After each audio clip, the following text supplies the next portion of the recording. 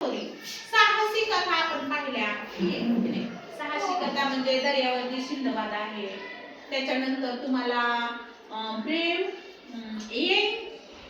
Hertz असा पाठ आहे की नाही तुम्हाला. तर त्याच्यामध्ये पण आपण पाहिलं साहिका माहिका गुप्ता ह्या ज्या मुली आहेत त्यांना शौर्य कथा भेटली म्हणून. तशीच एक गोष्ट रोजच्या प्रसंगातली मी तुम्हाला सांगणार आहे. आलं का लक्षात? एकदा काय झालं माहितीये का, म्हणजे खरी गोष्ट आहे. गोष्ट म्हणजे ही काही दंतकथा वगैरे नाही. तर वट सावित्री पौर्णिमेचा सण तुम्हाला माहित आहे की नाही. बायका छान साड्या घालतात, वडाला जातात आणि मग एके दिवशी आम्ही गेल्या वर्षी वट सावित्री पौर्णिमेला चितेच्या घाणीला गेलो होतो. मला मी सांगितली का सातवीच्या वर्गाला नाही सांगितलं कोणालाच नाही का. मग तिथं वट सावित्री पौर्णिमेला गेल्यानंतर आम्ही फोटो काढत बसलो. मग आता वसाईला ते वडाच्या वडफळाने वट्या वगैरे घालतात ना.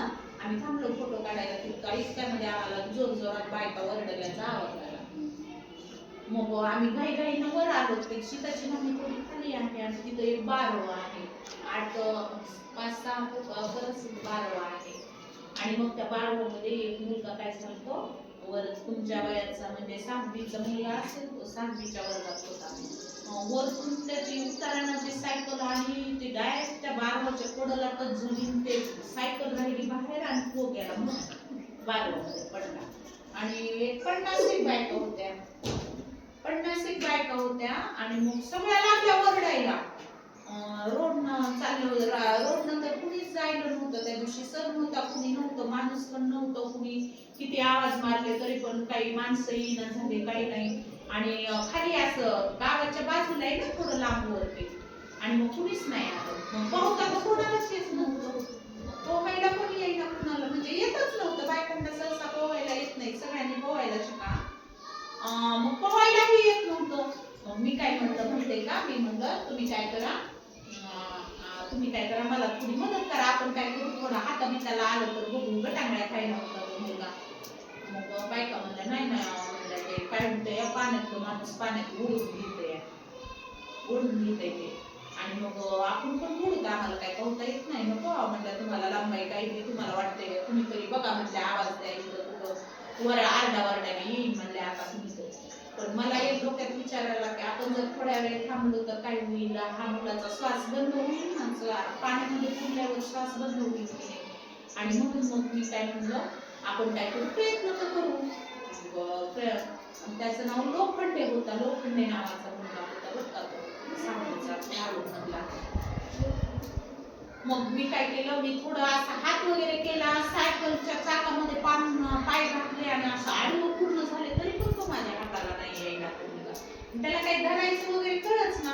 मग मी काय केलं, माझ्या अंगावरली साडी काढली आणि साडीला काय होतं माहितीये का, असे रेशमी गोंडे होते, असे बिनलेले गोंडे नसते, रेशमाचे गोंडे ते होते. आणि मग त्याच्या दिशेने ते काठी थोडी खडा बांधला पदराला आणि ती साडी अशी मध्ये फेकली.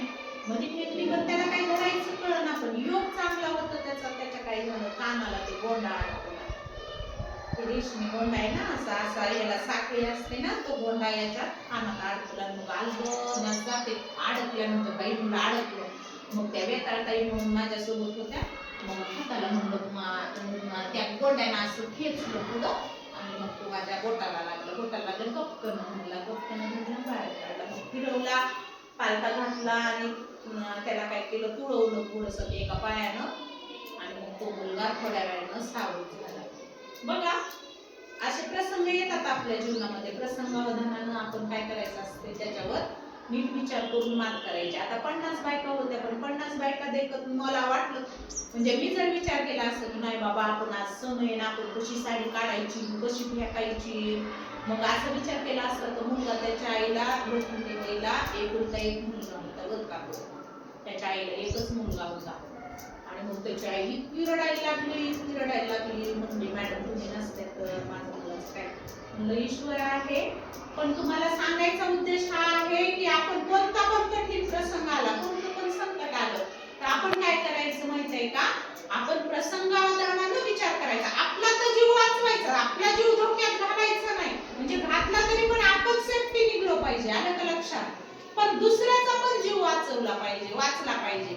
मग त्यावेळेला तुम्हाला अशी पदकं, सूर्य पदकं मिळतात. आणि नाही जरी पदक भेटलं तरी बघा, मी जर तसा विचार केला असता तर दुसऱ्या बायकांसारख्या की नाही आता कुणीतरी काढलं आपल्याला ओढून मिलिंदे मग आपलं येऊन, मी काय केलं होतं, त्याला जरी मध्ये ओढलं तरी आपला पाय चांगला सायकल मध्ये अडकून ठेवला होता.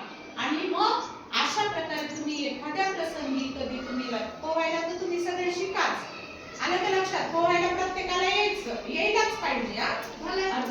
अशा प्रसंगी तुम्ही काय करायचं की अशी संकटावर मात करायला शिका. मला तुम्हाला ही गोष्ट सांगण्याचा उद्देश काय आहे की एका रेशमी एका मुलाचा जीव वाचवला. आणि तेच जर मी फेकलं नसतं, लाजले असते त्या प्रसंगाला, तर त्या मुलाचा जीव वाचला नसता. आवडली गोष्ट?